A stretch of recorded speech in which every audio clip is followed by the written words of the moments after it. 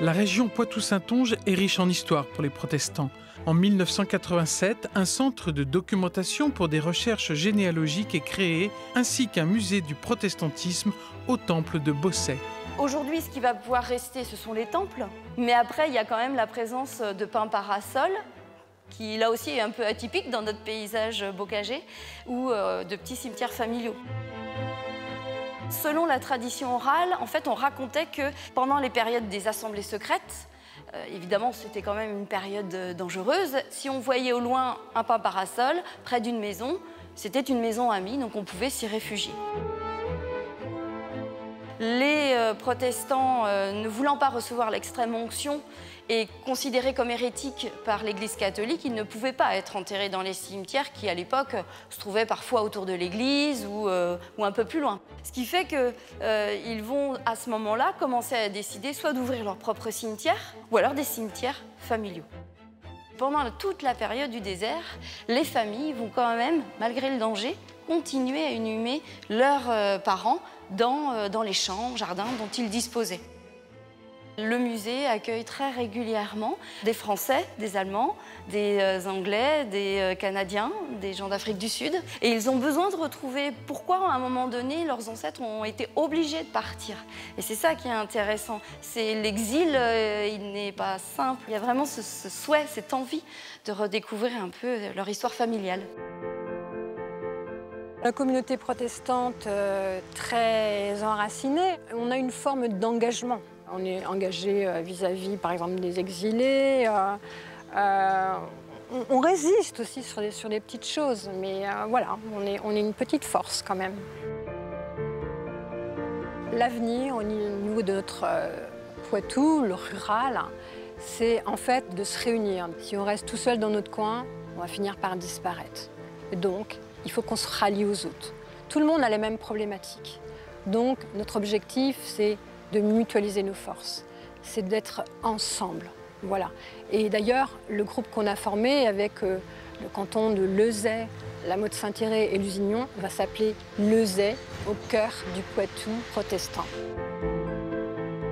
Il faut que les jeunes protestants se réveillent, qu'on arrive à construire quelque chose de nouveau.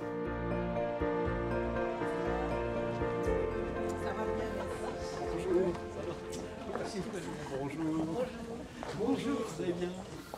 Bonjour madame. Bonjour. Bonjour, bienvenue. Bonjour. Plaisir. Tu vas bien Maggie? Francine? Bonjour. Salut, ça va?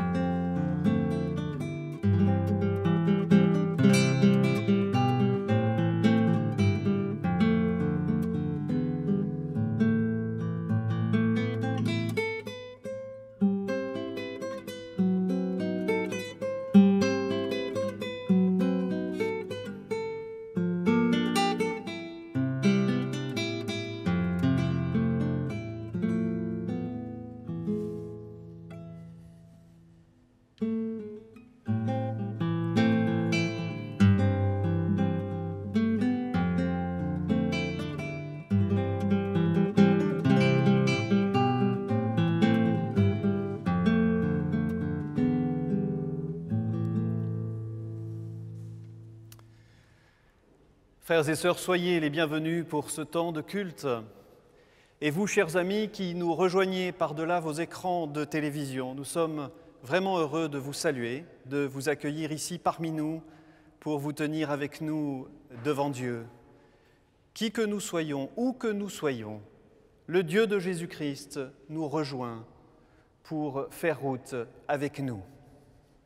Écoute, si dans ta vie, il n'y avait plus rien qui te tienne chaud et qui te fasse rire, si tu hésitais à faire un pas de plus, si tu désespérais des humains en voyant leur folie, écoute, il y a quelqu'un d'autre que toi qui croit, quelqu'un qui ne se résigne jamais, c'est ton Dieu.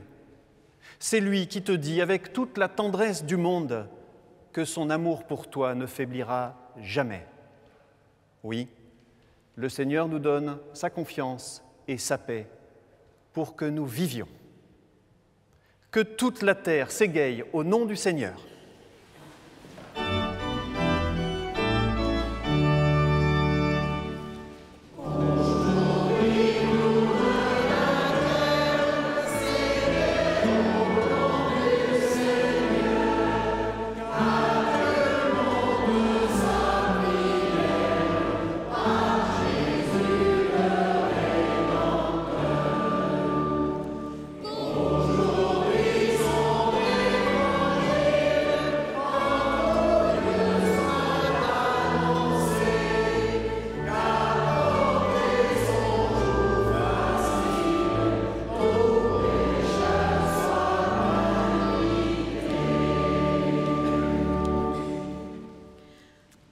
Dieu, notre Dieu, Dieu de la vie qui vient. Vivre, c'est apprendre de toi la rocaille du chemin, le paysage inconnu, au détour de la route. Vivre, c'est recevoir de toi la confiance qui nous ouvre un passage insoupçonné. Vivre, c'est apprendre de toi la parole sur des lèvres inconnues, parole des poètes, parole de la liberté et de la vie. Vivre, c'est partir sur les chemins sans balises de l'Exode, vers une contrée toujours promise. Vivre, c'est se relever de la poussière à l'aube d'une nuit de combat. Vivre, c'est s'ouvrir à la présence inconnue qui bénit et qui désigne la route. C'est pourquoi, notre Dieu, nous chantons ta louange.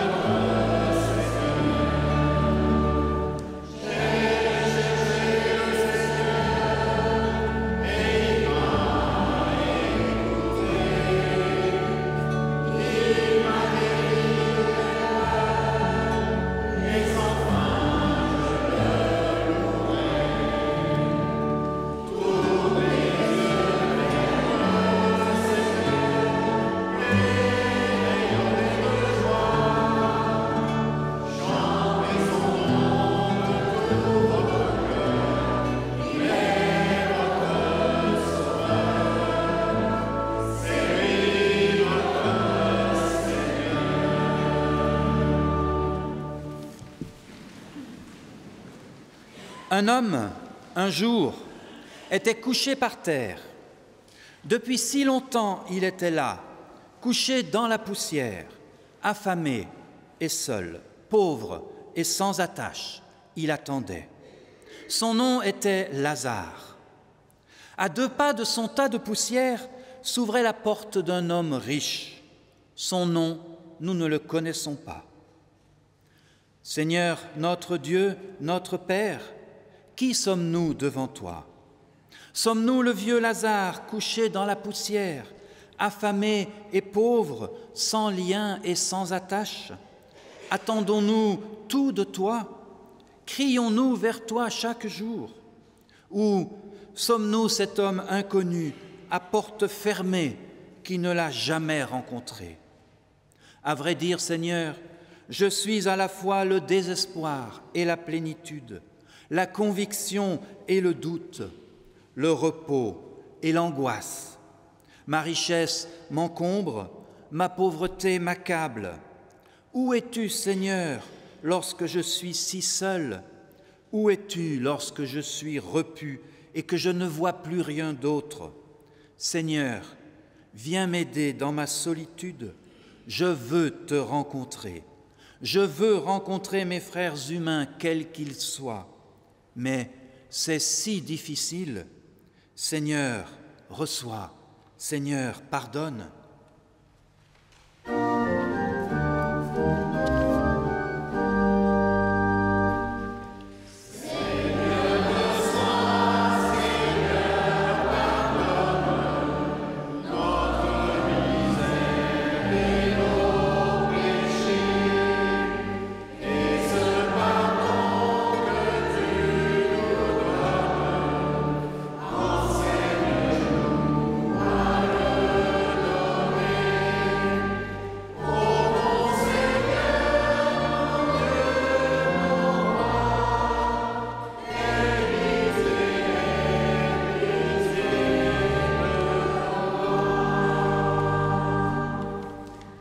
Seigneur notre Dieu, viens nous donner ta confiance et renouveler ta promesse.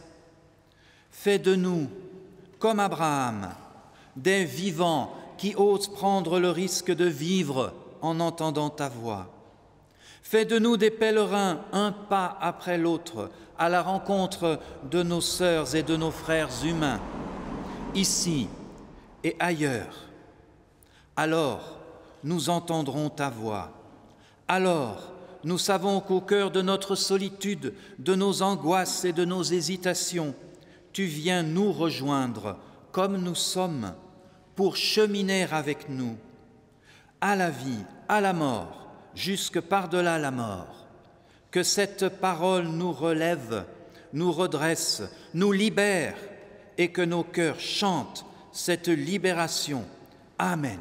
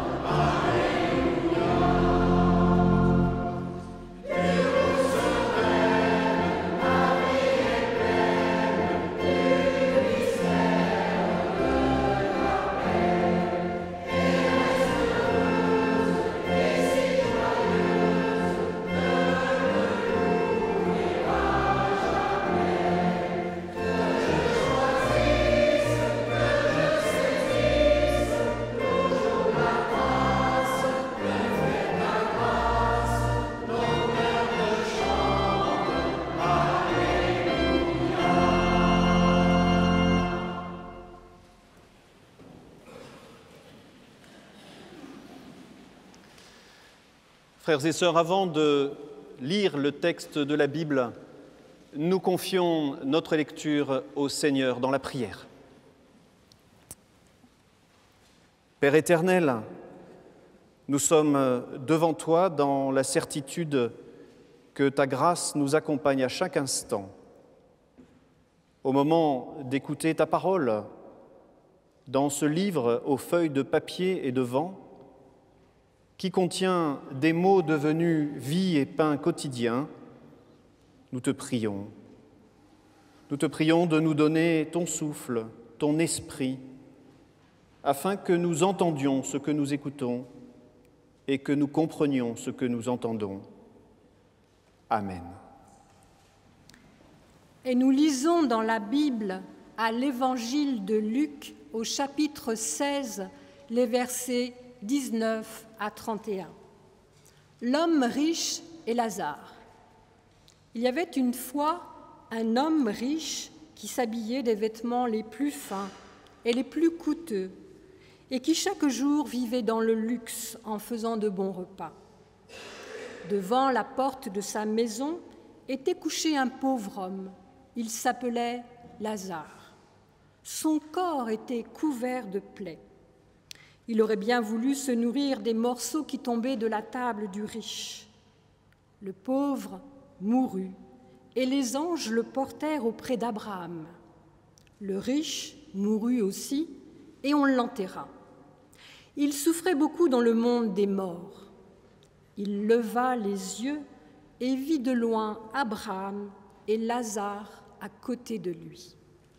Alors il s'écria : « Père Abraham, aie pitié de moi, envoie donc Lazare tremper le bout de son doigt dans de l'eau pour me rafraîchir la langue, car je souffre beaucoup dans ce feu. » Mais Abraham dit : « Mon enfant, souviens-toi que tu as reçu beaucoup de bien pendant ta vie, tandis que Lazare a eu beaucoup de malheur.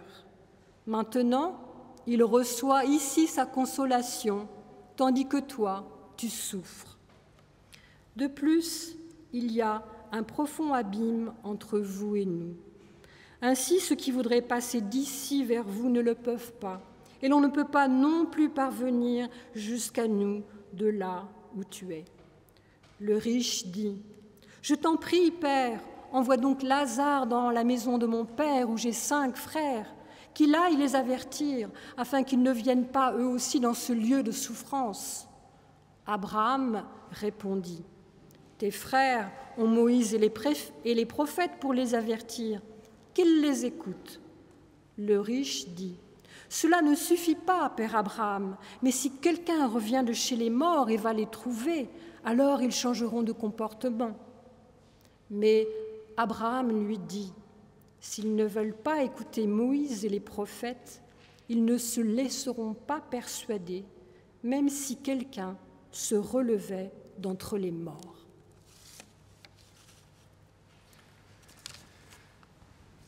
Frères et sœurs, ici, ce matin, dans ce temple de Rouillé, nous sommes en fête. Je ne sais pas ce qu'il en est chez vous, mais ici, à Rouillé, nous sommes en fête.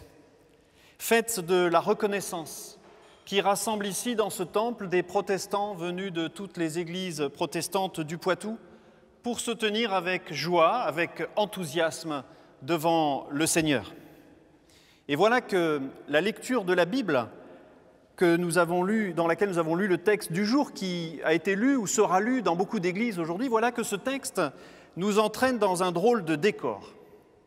Ici, Lazare, installé avec Abraham, et là, de l'autre côté, un homme plongé dans le feu qui souffre et qui voudrait se rafraîchir. Nous sommes dans le monde des morts. Drôle d'idée pour un jour de fête, mais la Bible est parfois pleine de surprises. Ici donc, dans le monde des morts, nous retrouvons le pauvre Lazare, qui jadis était de son vivant couché devant la porte du riche, et le voilà maintenant sauvé, libéré de cette vie de souffrance, porté par des anges, installé confortablement auprès d'Abraham. Et là, en face, de l'autre côté d'un abîme infranchissable, voilà le riche. Lui qui a vécu toute sa vie dans le luxe, portant les vêtements les plus beaux, ayant abondamment dépensé, festoyé, sans jamais se soucier du pauvre Lazare. Il est là, condamné à souffrir éternellement dans le monde de la mort. Dans ce monde, tout est inversé. Le pauvre d'autrefois semble maintenant apaisé, heureux, comme s'il avait mérité, par sa pauvreté, d'être sauvé, d'être là. Et le riche d'autrefois semble définitivement puni, appelé à souffrir pour l'éternité, comme si sa richesse l'avait condamné à cette fin si horrible. Mais soyons sérieux un moment. Vous croyez vraiment à cette histoire ? Pensez-vous vraiment que Dieu puisse imaginer de tels scénarios, une vie après la mort dans laquelle les riches seraient forcément punis et les pauvres seraient récompensés ? Je sais bien qu'on a tout imaginé depuis les temps anciens sur la mort, le paradis, l'enfer, la joie, la souffrance éternelle, quelquefois même le purgatoire, les anges, les diables, tout ce que l'on voit souvent dans l'iconographie ancienne, dans les sculptures d'autrefois. Et aujourd'hui encore, vous le savez, des sectes ne manquent pas de brandir la menace de l'enfer ou parfois de faire rêver au paradis pour vendre leur salade. Mais qui peut croire, ici, à Rouillé dans ce temple, à de telles histoires? Et même chez vous, croyez-vous vraiment à cela? L'homme riche et Lazare.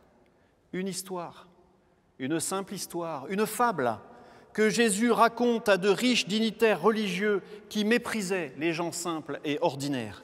Et au fond, dans cette histoire, peu importe le décor, parce que la tragédie est ailleurs. La tragédie, c'est que deux univers totalement opposés sont résolument et définitivement séparés.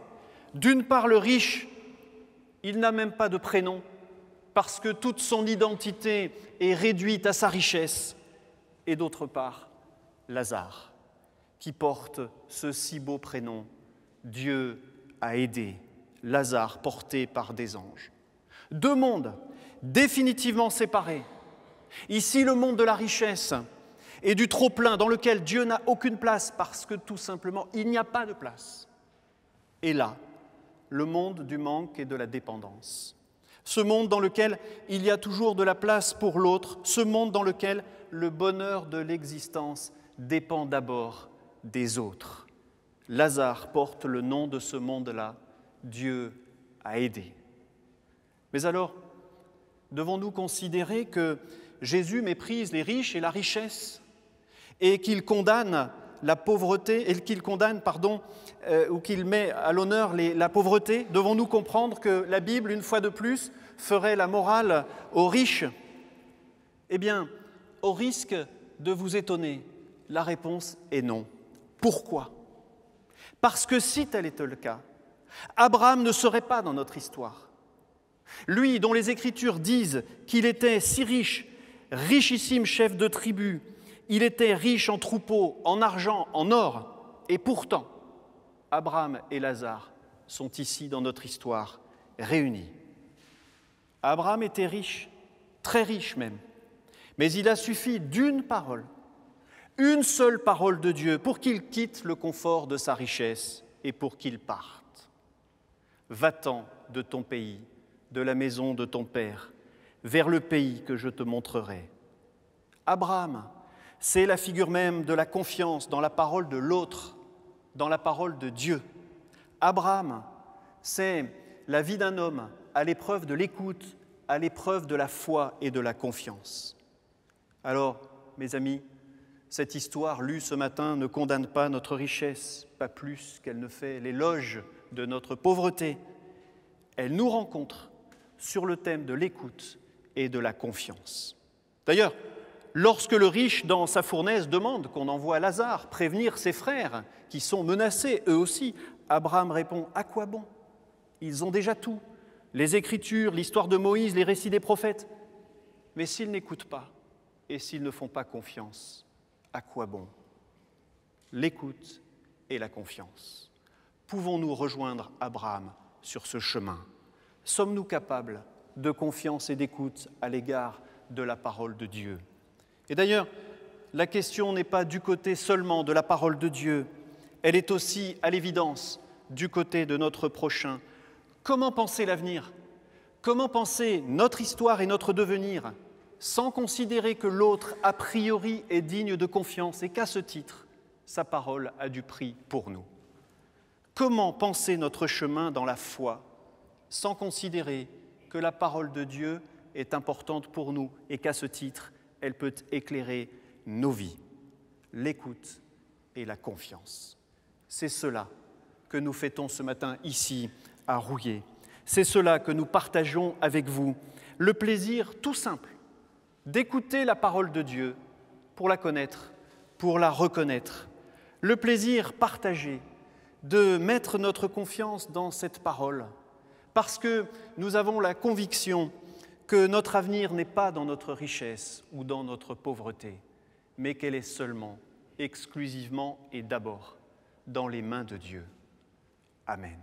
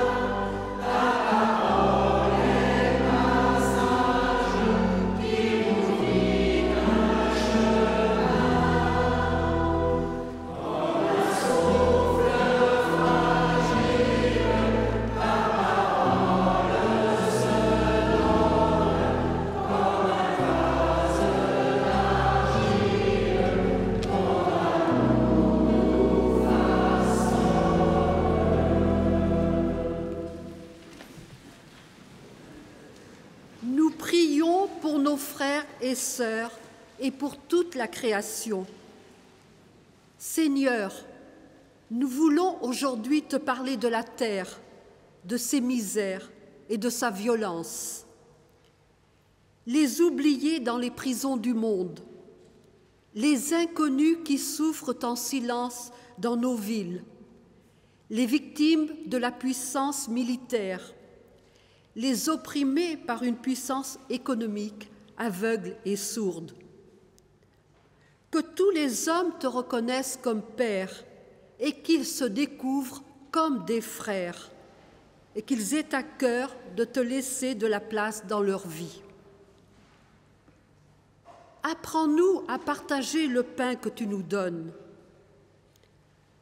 Voici nos soucis, nos peurs et nos angoisses, notre inquiétude et notre fatigue. Délivre-nous de ce mal. Voici nos désirs et nos espoirs. Aide-nous à en faire une force de vie. Notre Père qui es aux cieux, que ton nom soit sanctifié, que ton règne vienne, que ta volonté soit faite sur la terre comme au ciel. Donne-nous aujourd'hui notre pain de ce jour. Pardonne-nous nos offenses, comme nous pardonnons aussi à ceux qui nous ont offensés. Et ne nous soumets pas à la tentation, mais délivre-nous du mal. Car c'est à toi qu'appartiennent le règne, la puissance et la gloire, au siècle des siècles. Amen.